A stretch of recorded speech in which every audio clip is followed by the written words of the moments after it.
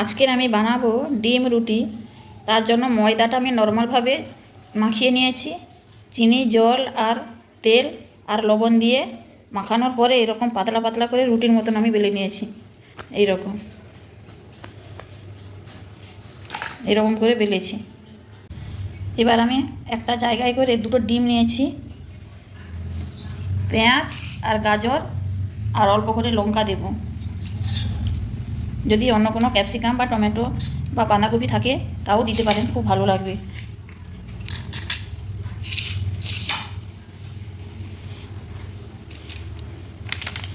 এবার অল্প করে আমি গোলমরিচ দিচ্ছি।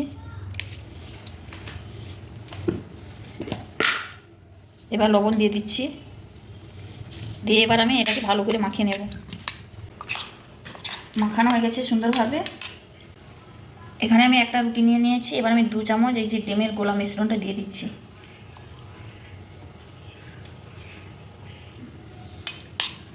এবার এইরকম করে ভাঁজ করে দেব।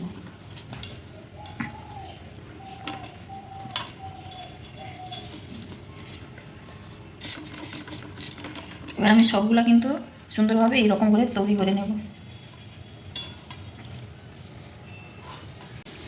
আমি সবগুলো ডিম রুটি তৈরি করে নিয়েছি এইরকম করে। এবার আমি ডুবো তেলে ভাজবো। কড়াইতে আমি সাদা তেল দিয়ে দিয়েছি, তেলটা গরম হয়ে গেছে। এবার আমি একটা একটা ডিম রুটি করে দিয়ে দেব।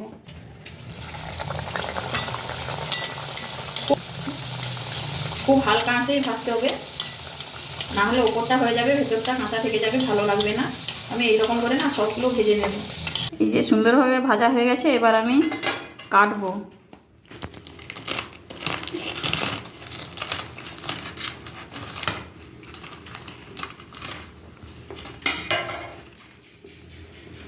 এটার ভিতরটা সুন্দরভাবে হয়ে গেছে, এই তো কোনো কাঁচা কিছু নেই।